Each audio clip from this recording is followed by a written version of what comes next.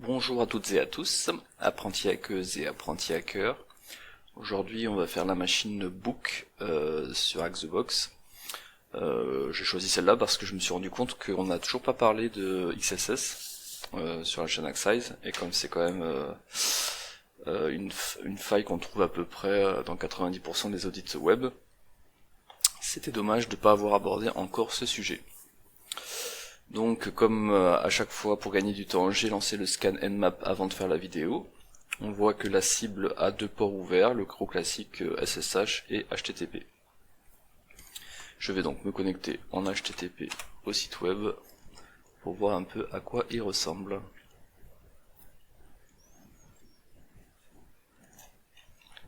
.10.10.176. Alors on tombe sur une invite pour s'authentifier. Et on peut même se créer un compte. Donc c'est plutôt pas mal. Si je mets Lisbeth, il faut un mail, lisbeth@salander.fr, et comme mot de passe je vais mettre salander, sign up. Ça a l'air d'avoir marché.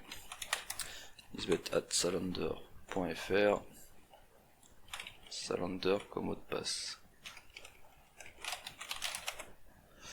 Parfait, donc on peut s'authentifier sur ce site qui semble être lié à une collection de livres.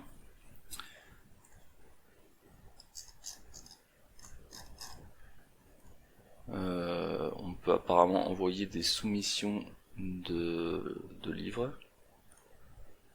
On peut prendre contact avec l'admin. On peut changer son nom.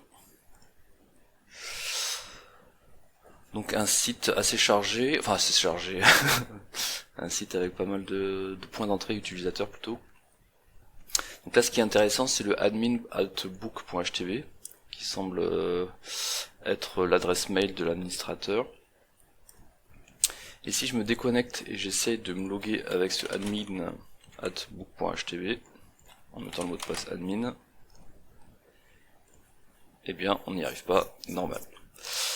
Alors ce qui est intéressant aussi c'est que si je mets une chaîne assez longue ici, que je remets Lisbeth, bim, et un mot de passe, user existe. Parfait, c'est normal, j'ai remis la même adresse mail, donc je mets n'importe quoi, .fr, n'importe quoi. Ça passe. Comment ça se fait que ça passe? Alors si je mets rien du tout, on voit please fill name should not be more than 10 characters, pardon, je parle un peu français. Il faut pas que ça prenne plus de 10 caractères. Donc ça c'est quelque chose d'intéressant, on va comprendre pourquoi après. Et pareil, si on met donc n'importe quoi ici, l'autre il est vide, il nous dit dans le mail il faut que ça ne dépasse pas 20 caractères. Alors pourquoi c'est intéressant? Parce que ça nous fait penser à l'attaque, ce qu'on appelle SQL Truncation. Donc c'est une attaque que moi j'ai jamais utilisée en audit, donc elle est pas si fréquente, mais il y a quand même pas mal de challenges CTF qui l'abordent, et elle est relativement puissante comme vous allez le voir. Alors ce qui se passe c'est que on va d'abord faire un peu d'énumération puisqu'on n'a pas encore trouvé une chose intéressante. J'utilise pour ça GoBuster. On l'a déjà utilisé dans les précédentes vidéos, donc si vous voulez des détails sur GoBuster, vous allez sur Hacksize et vous cherchez GoBuster. Voilà, il y a ces deux vidéos là qui en parlent. Donc je prends une liste common classique, j'élimine tout ce qui est 404 et let's go. Et très vite il trouve le /admin, et c'est ça que je voulais qu'il trouve. Donc quand on fait /admin, on a encore une invite d'authentification, mais ce coup-ci c'est probablement dédié pour les admins. Et c'est là que ça va être intéressant, et je vais avoir besoin de burp, donc je lance burp. Donc l'idée de la SQL Truncation, c'est quoi? C'est que, comme on l'a vu, le script, le JavaScript, il vérifie qu'on dépasse pas 10 caractères pour le nom et 20 caractères pour l'adresse mail. Donc typiquement, le champ qu'on met est censé être limité en taille d'entrée, mais cette taille d'entrée elle est contrôlée côté client. Ce qui est une mauvaise pratique, puisque si elle n'est pas, on sait pas, hein, mais on sait qu'elle est contrôlée côté client, on ne sait pas si elle est contrôlée côté serveur. Mais si elle n'est pas contrôlée côté serveur, ben c'est une mauvaise pratique, puisque côté client on peut évidemment modifier la requête et dépasser ce que le JavaScript ne souhaite pas qu'on dépasse. Du coup, donc ça ce sera pour après, je vais fermer l'autre mince. On va jouer avec deux onglets en parallèle. On va avoir besoin de l'onglet normal avec sign up et après on va jouer avec l'admin panel. Alors je mets l'interception à on, elle y est déjà, parfait. Et donc ici je vais créer un admin avec l'adresse mail qu'on a détecté, qu'on a fait la reconnaissance, et avec un mot de passe, je vais mettre Lisbeth. Mais l'utilisateur existe, donc ça nous confirme que l'administrateur, l'adresse mail qu'on a détectée pendant la reconnaissance, a la possibilité de se loguer sur cette interface. Alors du coup, si je fais admin, donc la même chose, mais que la requête interceptée, du coup il faut que je l'envoie dans burp.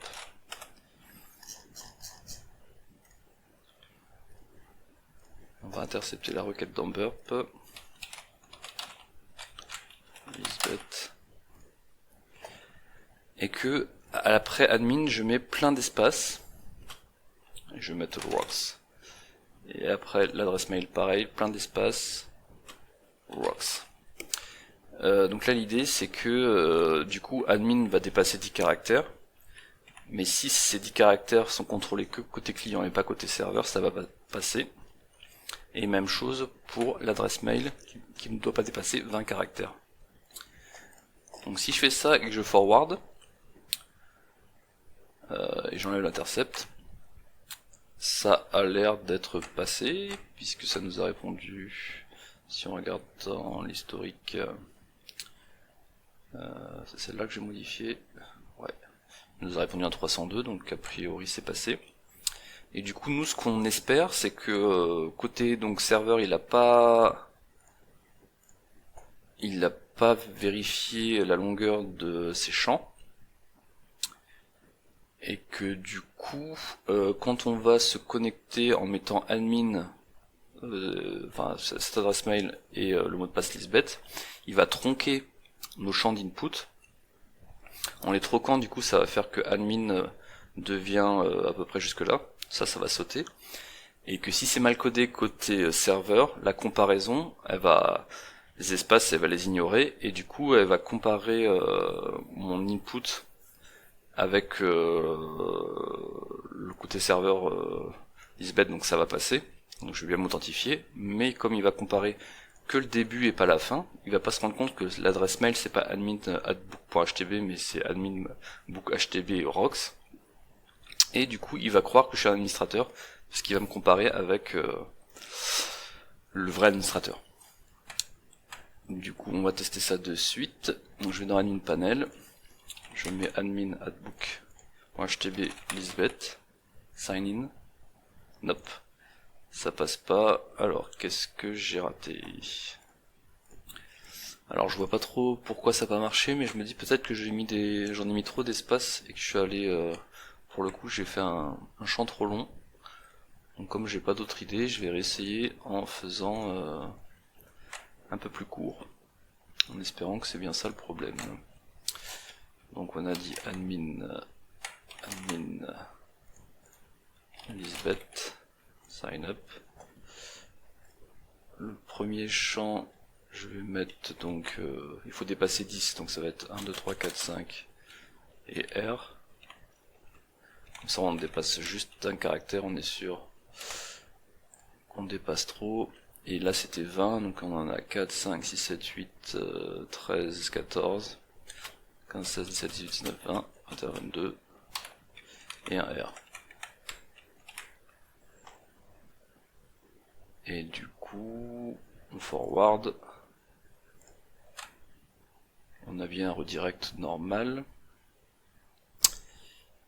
Et du coup, si je vais sur l'interface d'admin et que je mets admin Lisbeth, ah, c'est mieux. On avait fait un champ trop long. Donc en fait, du coup, au niveau de la base de données, quand on a fait, on a créé notre compte avec admin, enfin l'adresse d'admin et plein d'espaces, il nous a renseigné, enfin il nous a entré dans la base de données sans les espaces finaux, parce que c'était trunké par le code. Et donc notre adresse mail correspond à l'adresse mail de l'admin, et cela nous permet d'avoir les droits admin sur l'application qui a un souci de développement. Et bien, une fois qu'on a fait ça, on va donc aborder la partie XSS. Alors la partie XSS, elle se situe sur le formulaire de soumission qu'on a vu tout à l'heure. Donc je me relogue avec, c'était lisbethsalander.fr, salander, sign in. Ici là, dans Collection, on peut soumettre donc des livres en tant qu'utilisateur. Et nous, ce qu'on va soumettre, c'est dans un premier temps quelque chose d'anodin, mais pour voir s'il y a bien une XSS possible. Donc pour cela, je vais mettre image src. Elle est déjà créée. Alors, je vais vérifier quand même qu'on a une IP en 10.14.15, parce que celle-là, je l'avais fait en préparant la vidéo. Et potentiellement, j'ai changé d'IP depuis. Non, c'est bon. Et je vais mettre un truc en écoute d'ailleurs, NCNLVP. Sur le port 80. Donc là c'est une XSS classique, hein, je renvoie vers une image et là le but c'est simplement de vérifier si le code sera exécuté côté serveur, le code JavaScript, puisqu'on imagine que ah oui je l'ai peut-être pas dit, dans l'admin panel on voit que l'administrateur review la liste des bouquins. Donc là, vu qu'on soumet un bouquin, peut-être que l'administrateur, en relisant cette liste des bouquins, exécutera du code JavaScript. Autor Lisbeth. Alors, ils veulent qu'on envoie un bouquin. Comme je suis un grand flemmard et que j'ai pas envie d'écrire un bouquin, ce que je vais faire, c'est que je vais faire touch tenflow.docx.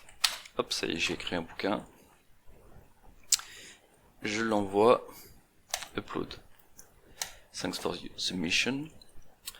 Et du coup, côté admin, quand il va voir dans les collections ce qui a été soumis, donc ça génère un PDF, donc ça doit être le code côté serveur ils ont codé ça comme ça. Et il ne voit pas mon bouquin. Comment ça se fait Comment ça se fait?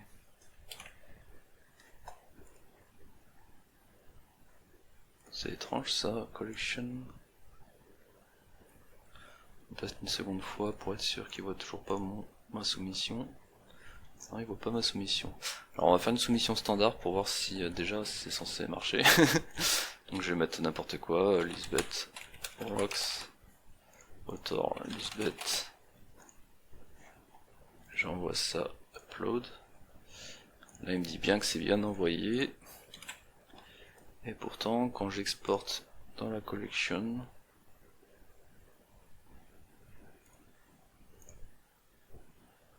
ah là c'est mieux, il voit bien ma soumission. Ok, donc je vais retester le code que j'avais mis, c'est-à-dire image src, mon adresse IP / Lisbeth et je ferme, une inclusion d'image, Lisbeth. Browse ça, go. Et ici, je régénère, enfin je reclique sur le lien PDF. Est-ce qu'il va voir ou pas? Oui, parfait. Donc là, on voit que le fait d'avoir cliqué sur le bouton PDF, quelque part au niveau de la XSS, donc XSS c'est quoi? C'est le fait de pouvoir XSS ça veut dire cross-site scripting. Et donc l'idée c'est que à l'intérieur du JavaScript, on va pouvoir injecter notre code JavaScript. Et donc souvent ça va être du code JavaScript qui va être exécuté par le navigateur client de l'endroit où on a réussi à insérer le code. Et là le cas est un peu particulier puisque en fait c'est le code qui génère le PDF qui va exécuter le JavaScript contenu dans le champ. Et du coup c'est tout à fait intéressant pour nous puisque potentiellement on fait exécuter du code sur le serveur. Bien, donc maintenant qu'on a identifié cette XSS, donc si vous voulez plus de détails sur les XSS, puisque c'est un sujet quand même assez gros, il y a beaucoup de choses à dire, n'hésitez pas à aller voir, je vais virer d'ailleurs Burp, je crois qu'on en aura plus besoin, cet article de Vanessa Morales sur le concept de XSS. Je mettrai le lien en dessous de la vidéo. Donc maintenant qu'on on a identifié qu'il y avait une XSS, ce qu'on a besoin de savoir c'est est-ce qu'on aura l'output de l'XSS, parce que là on a vu que on peut créer une connexion du serveur vers nous. On sait que c'est le serveur parce qu'on voit ici que c'est 10.176 qui se connecte chez nous. Est-ce que j'ai moyen d'afficher quelque chose dans le PDF? Donc ici je fais juste un truc bateau, un script document write Lisbeth Rocks script, Lisbeth, browse open, ok, upload, et je reclique sur PDF. Non, pas save, pourquoi j'ai fait save? Bon c'est pas grave, hack the box, on est sur la machine book. Bim. Alors du coup tant pis pour moi, je suis bon pour aller ouvrir vidéo, music challenge, hack the box, on a dit book, open folder, du coup je l'ai mis là. Et donc ça affiche bien Lisbeth Rocks. Donc par feu on a la sortie de notre code JavaScript. Donc on va pouvoir afficher des choses qui seront affichées dans le PDF. Maintenant qu'on a toutes ces informations, on va faire un code d'injection de code JavaScript un peu plus complexe. Ça va consister à dire créer une variable X qui va faire une requête HTTP. En format XML, ça c'est des XSS qui sont de plus en plus répandus aujourd'hui. C'est souvent ce genre de code que vous verrez dans les XSS.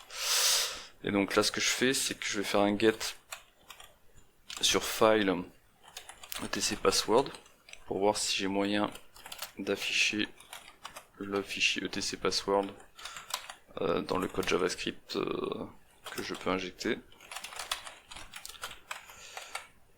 Document write x.response text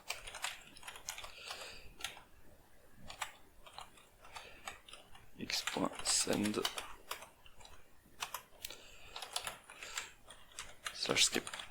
Donc je vais simplement faire donc une requête sur le fichier etc password et afficher ce fichier si ça marche. Je vais par contre évidemment le faire en une seule ligne puisqu'on a une seule ligne d'entrée quand on soumet un bouquin. Author Lisbeth, j'envoie toujours le bouquin, upload. Et c'est là que c'est le suspense. Si je génère ma collection, que je l'ouvre. Parfait. Donc là côté serveur, il a bien été chercher le fichier etc password et il l'affiche dans le PDF comme ce qu'on a mis comme code JavaScript. Du coup là la chose intéressante sur ce fichier etc password, c'est de voir que le seul utilisateur qui a un login, qui a un prompt bash, enfin qui a un shell bash, c'est l'utilisateur reader. Donc ce qui serait intéressant de tester, c'est de voir si on peut pas afficher la clé SSH de l'utilisateur homeReader. Pour ça, je vais reprendre le même code qu'on a fait à peu près. Il va juste y avoir une légère nuance qu'on va voir de ce pas. Tac. Il est où? Il est là. Donc je le remets en format plusieurs lignes pour que vous y compreniez mieux ce qui se passe. Donc ce qui a changé, c'est le fichier. Donc là on va chercher, au lieu de chercher à afficher le fichier etc password, on va chercher à afficher le fichier homereader.ssh.idsac, qui est donc le fichier par défaut si quand on crée une clé SSH pour un utilisateur. Et l'autre petite astuce qu'il faut pas oublier, c'est que là ça va afficher un truc un peu long. Donc ce qu'on peut faire pour être sûr que ça rentre dans le PDF de sortie, c'est de rajouter après le x.respondText. Ici je vais mettre un point font size 1. Donc ça c'est en faisant des trial errors, hein, donc on fait plein d'essais et de corrections en fonction du résultat pour comprendre quand on n'a pas ce qu'on veut. Et en faisant comme ça, j'ai réussi à afficher comme je voulais le fichier, donc ça devrait remarcher à nouveau. Lisbeth.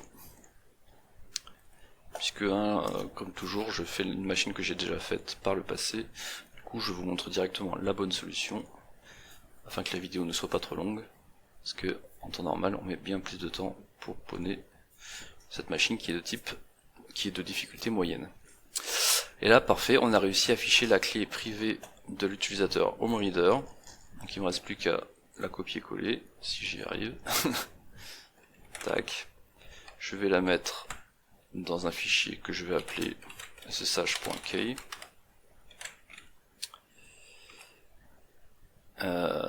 J'ai juste un dernier entrée qui est mal passé, qui doit être à ce niveau-là, je pense.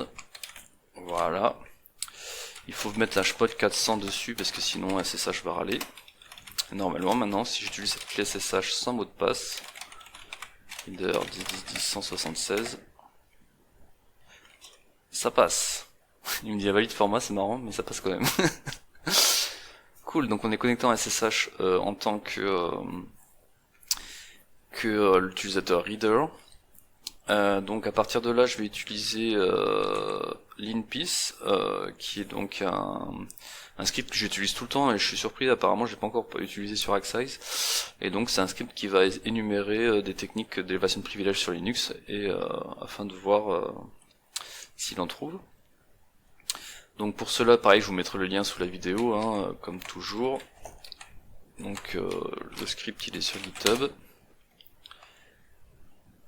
Voilà, je vais prendre la version raw pour pouvoir faire un wget sur ma machine attaquante. Je vais créer un répertoire wget, je récupère ce script. C'est bon. Et je crée un serveur HTTP sur le port défaut qui est 8000 pour cette méthode de Python. Et donc j'ai plus qu'à faire un wget http l'adresse IP que j'ai déjà oublié de ma machine dans le VPN.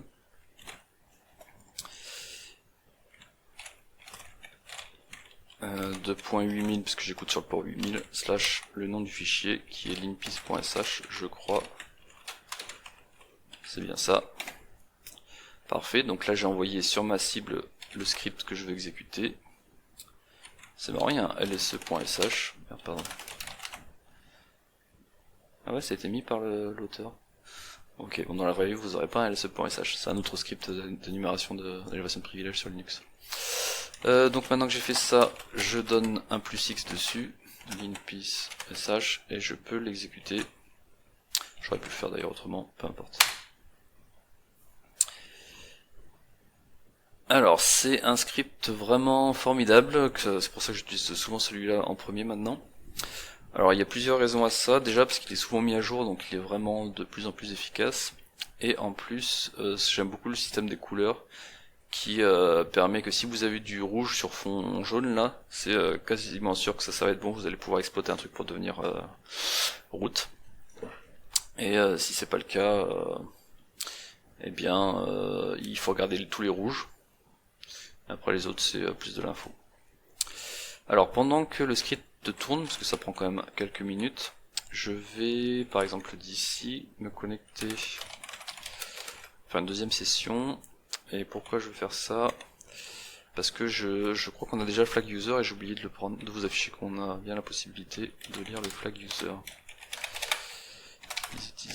176, puisque je rappelle que sur les machines Hack the Box, il y a deux flags à récupérer. Le flag user.txt, qui est donc pour prouver qu'on a réussi à accéder à la machine en tant qu'utilisateur. Voilà, celui-là on l'a. Et le deuxième flag c'est root.exe, .text pardon. Et là on n'y a pas accès tant qu'on n'est pas root. Très bien. Alors, je vais faire une pause parce que quand même il prend un peu de temps l'InPice et on reprend après. Parfait, ça y est, il a fini d'énumérer tout ça. Donc vous voyez, il y a beaucoup de choses à revoir. Par contre, on n'a aucun truc en rouge sur fond jaune. Bon, quand on en a un, c'est vraiment bon signe. Mais il y a pas mal de rouge à checker, donc il faudrait vérifier la version de sudo. Il faudrait vérifier tout ce qui est Apache. Tout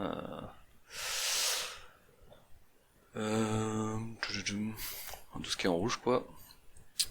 Mais nous, ce qui va être intéressant, et qui est le bon moyen pour devenir root sur cette machine, c'est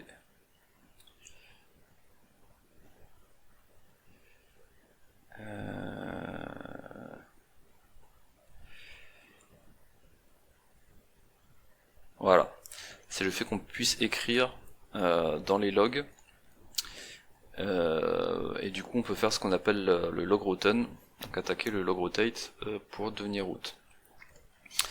Alors pour cela on a besoin de plusieurs choses.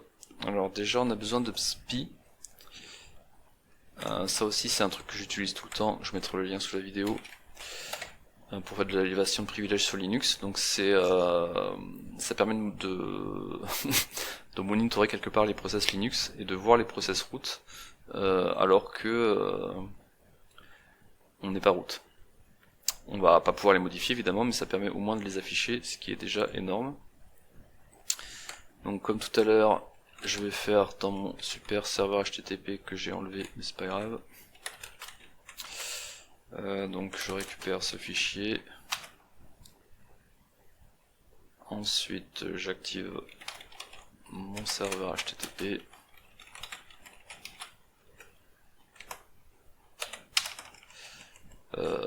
HTTP.request, c'est pas ça. J'ai un trou, c'était quoi ça? HTTP.server. Bim. Il faut mettre -m sinon il n'est pas content.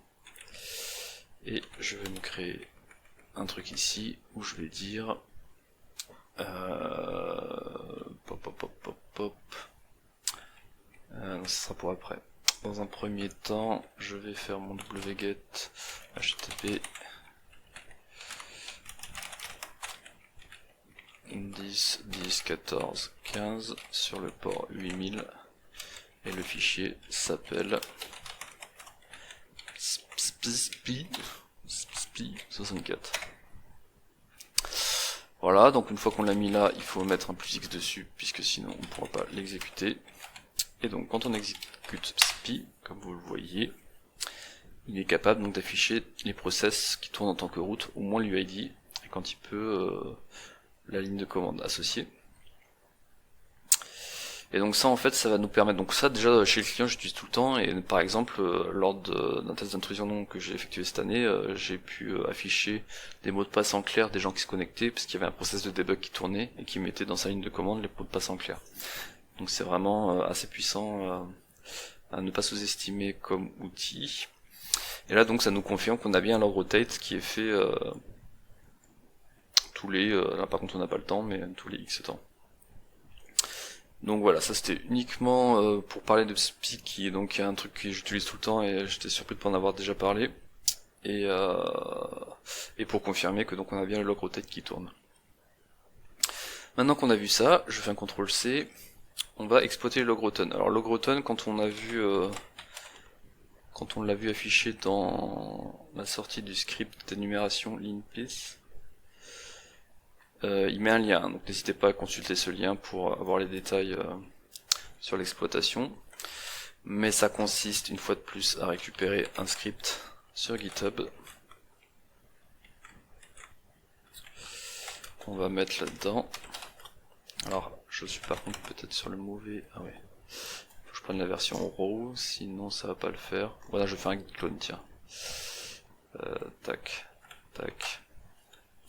Donc, je vais le faire au-dessus. Git clone. Je vais dans le truc qui a été créé.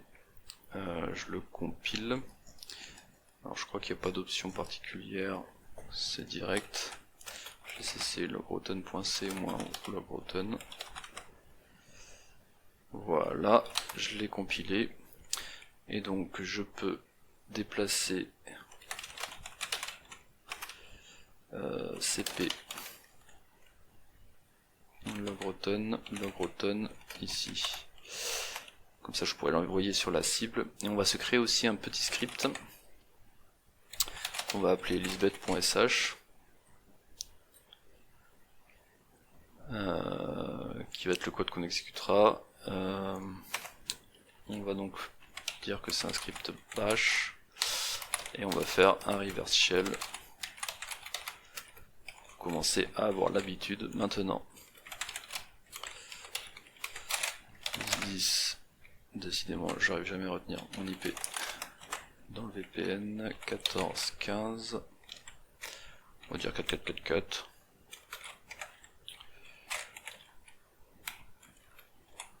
Et on l'exécute en background. Ça devrait être pas mal. Je pense qu'on n'a pas fait d'erreur.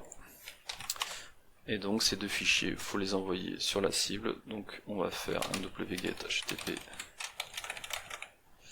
10 10 14 15 port 8000. Et donc on a récupéré logroton et lisbeth.sh.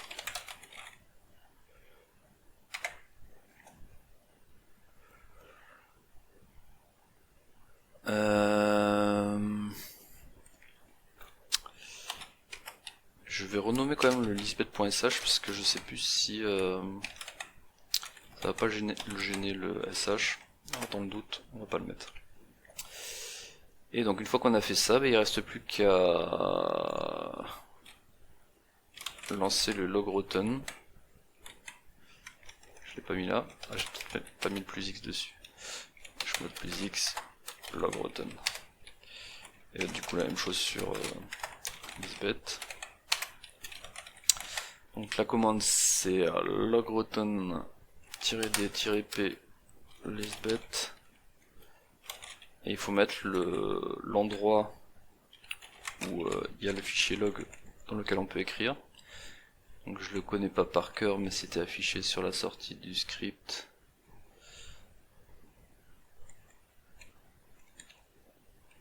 Quelque part par là, voilà.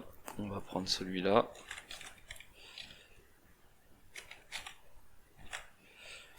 Et ça devrait être bon. Donc là en fait ce qui se passe, donc logroton c'est juste l'attaque sur le logrotate, c'est-à-dire que il y a une possibilité, comme on peut écrire dans ce fichier, il y a un endroit, il y a une comment on appelle ça, une race condition qui permet de mettre un symlink, donc un lien vers un autre fichier. Donc race condition c'est juste qu'au moment où le process va accéder au fichier, on a le temps d'écrire autre chose dans le fichier, enfin comme nom de fichier, d'où un symlink, et on va pouvoir le faire dans etc bash completion d. Comme ça nous permettra de pouvoir injecter du code qui sera exécuté quand on se connecte sur la cible. C'est ce qui bash completion d, c'est à ça que ça sert. Du coup, pour ne pas attendre diplôme, pour accélérer un peu le truc, ce qu'on peut faire, c'est écrire, enfin provoquer, on va dire, la rotation de log, en faisant rotate me par exemple dans reader backup access log. Voilà. Et là on voit qu'il fait en dessous done. Et par contre, comme un boulet, j'ai oublié de mettre un nc en écoute. nc nlvp, j'avais dit 4444. Je sais pas pourquoi je mets un sudo, mais c'est pas grave. Et du coup, ouais, donc ça va s'exécuter que quand on se connecte sur la machine. Donc on va se connecter sur la machine. Et en théorie, ça devrait provoquer l'exécution de code en tant que route. Donc on était sur reader at 176. Non, je me mélange à force entre les machines. C'était quoi l'IP? C'était quoi l'IP?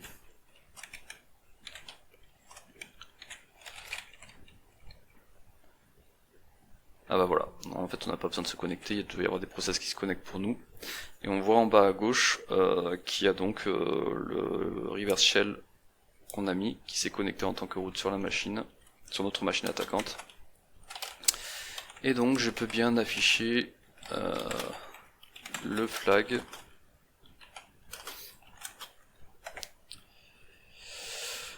Parfait, parfait, c'est tout bon pour cette machine. Du coup, pourquoi on a pu la poney? Donc pour différentes choses, parce que le code côté serveur permettait de faire du SQL truncation, donc de créer un utilisateur qui avait la même adresse mail que l'admin et ça lui donnait les droits d'admin. Une fois qu'on était admin sur l'application, on a pu utiliser une XSS pour exécuter du code JavaScript sur le serveur, ce qui nous a permis donc de lire la clé SSH de l'utilisateur reader et ensuite de nous connecter en SSH. Et ensuite l'erreur qui a été faite au niveau de la privesc, c'est le fait d'écrire que l'utilisateur reader avait un accès en écriture sur les logs access log là, ce qui nous a permis d'utiliser le log routen pour devenir root.